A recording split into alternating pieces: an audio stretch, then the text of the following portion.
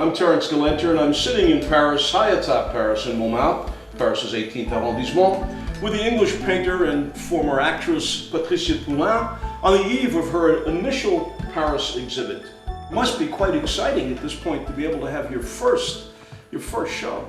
It's very exciting. I'm really thrilled about it. I've shown in lots of other places, in New York and London and so on, but never, and Dublin too, but never in Paris. But you come from a theatrical family, and I'm wondering to what degree the Lloyd Davidson London comedy troupe, which had toured Buenos Aires and all of Latin America, what influence has had on your work initially as an actress and later as a painter?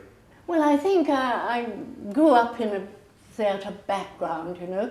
Not only my mother and father, my uncle, my aunt, they were all involved in either dance or theatre or writing, playwriting, and they travelled a lot too. They travelled a great deal. And I think it probably rubbed off on me, and I became quite stage-struck. And I, of course, had the opportunity to play small parts in the companies of my father that he was working. So I played lots of maids. Not the ingenue. No, maids. And a little boy even. And at the age of 10, I played a school child. And this was in England? In England, yes, because my father was Irish, but he went to England when he was about 20. He went through World War I. He didn't have to because he was Irish. And then he became stage-struck and never looked back. And your mom, was she an actress when you met? Yes, she was. Yeah, yes, she was. She, in order to get a part, the famous Peg of My Heart, she pretended she was Irish. I actually had done some acting, not like a lot of the students. I had done some acting before I even went to RADA. And then did all the usual things, you know. And I've kept in touch with so many who were there, several old friends for example, still around. Well, Roger Moore, for example. Well, you also had a role in Olivier's Hamlet. Yes, yes. I was there were ladies and gentlemen of the court. And Olivier didn't want to have extras. He insisted that they should be trained actors, all, even though we didn't perhaps have a line to speak, you know. And so some of them, one of them became particularly famous, was Desmond Llewellyn. Q. You know who that is? Oh, Q in the James Bond films. Yes, trust him to know who it was. And then RADA came just before the war ended. At RADA, there was a canteen at the top of the building, and we were all there, Roger Moore, everybody, you know, and we heard it. It was a D2. Wow. You know, those awful, awful bombs. That they couldn't see them. They just came right out of the sky. You could look up at the ceiling and think, maybe now.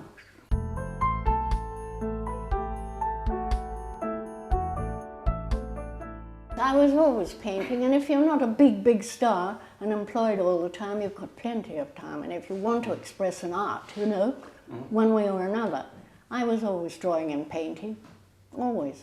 My uncle, I had an American uncle. He'd been to stay with us, and he said, why don't you come across the pond and stay with me? So I thought I would, and I'd have a try at Broadway. I did meet a few people and have some interviews and get shortlisted for a part on Broadway, but they had to employ an American, equity rules, American equity. I went to a party across the road from the UN, cocktail party, and met a Frenchman. It's good that he's able to speak French. Never looked back. I've seen a photograph. Philippe was a very handsome man. Very handsome, very brilliant. He was also an artist. Yeah, and as far as his art, I think he had a great knowledge of the history of art because he was a Normalien, you know, École Normale Supérieure, and had a very good education in Paris here. But I had been painting a long time. Well, I went on all the time. And then in 1960, I think it was, there was a blank canvas in the apartment, and he picked up the brushes and started to paint. I think his children thought that he taught me to paint, which is quite the wrong way around. Perhaps I did teach him a bit, but he didn't need it. He had a style of his own. All of a sudden, he had his own peculiar style. A little bit like Miro, a little bit like Achille Gorky. Curious. Well, you were also in New York at that, getting into the early 50s, at the height of the great art explosion in New York. Yes. The great critic Clement Greenberg, Jackson Pollock, Helen Frankenthaler, Willem de Kooning, and other people of that ilk. Yeah. So what was that like to be in that highly charged atmosphere for a young aspiring artist just beginning to develop her craft even in her mind? It was inspiring. Because we went to lots of vernissage, you know, we were invited to quite a lot, and there was time to go to all the great New York galleries, like Knoedler, Wildenstein, Castelli. Martha Jackson, all those. And then I started taking my paintings to show some of these galleries, and got into group shows and things like that. And Philip showed as well. He had one-man show, 2 or 3 in fact, in Madison Avenue galleries, you know. So we were really quite dans le coup, as they say. Oui, oui.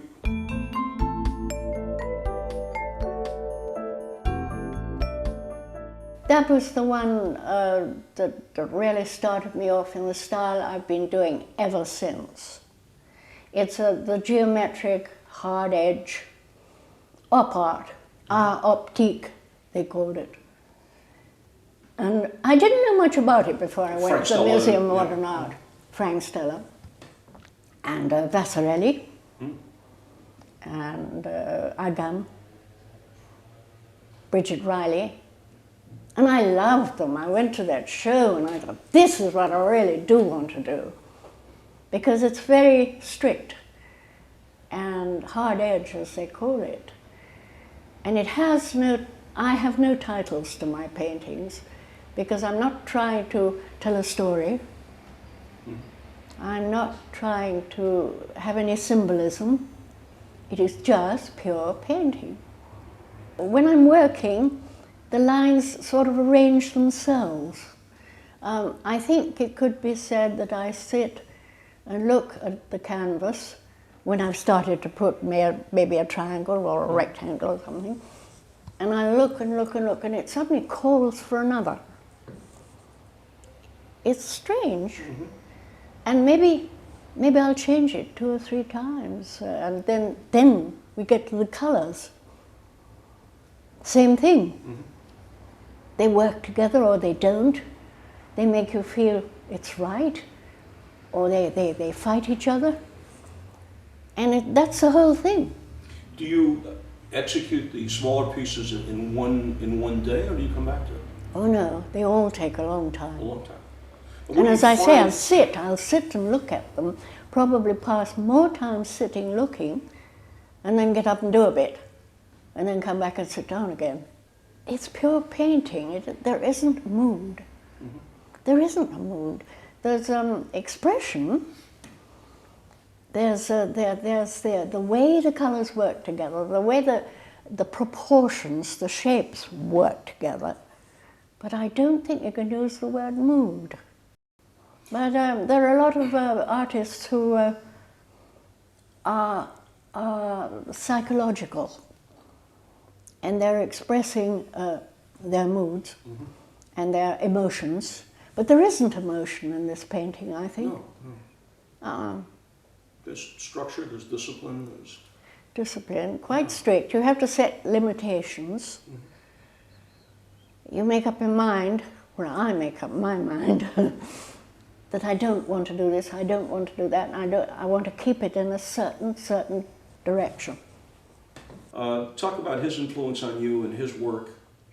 Well, as you said, it was a diplomatic assignment. Philip was the chief of mission, so that meant we met people of all different nationalities, and well, quite a lot of wives who were offered lessons in Oriental art, or lessons in Korean, or lessons in painting. And a couple of us, I and an American friend called Sarah, we decided we wanted to join the painting group. Mr. Lee was the teacher. But we went out and around the countryside and looked at castles and things and painted them. But Sarah and I had been learning about what was going on in New York. All these great developments with abstract art. We wanted to learn more of that. We told Mr. Lee, and he said, all right, I'll take the two of you separately. And that was really what helped a lot. He really did help in the kind of thought that is behind today's painting, contemporary art. And he helped.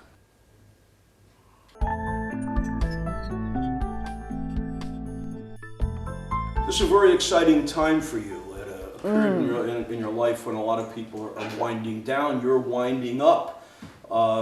3 years ago, you had a show with Sandra Higgins in London. Very shortly, you will be discussing the Japanese artist Kusama's work on the BBC. You've recently had a show in Normandy, you're in Normandy at the Château de Bleuvaux. Yeah. And on the 18th and 19th of April here in Paris at Grace Tashima's gallery, a lot of your work, recent and even a piece I believe from 1960, will be represented here. So it must be quite exciting. And your grandson? Yes. Yes. Talk about the Dark One. Well, my grandson's father was a violinist in the Edinburgh String Quartet. So he was classical music. He might be turning over in his grave at the moment. Except that he lives in the Caribbean.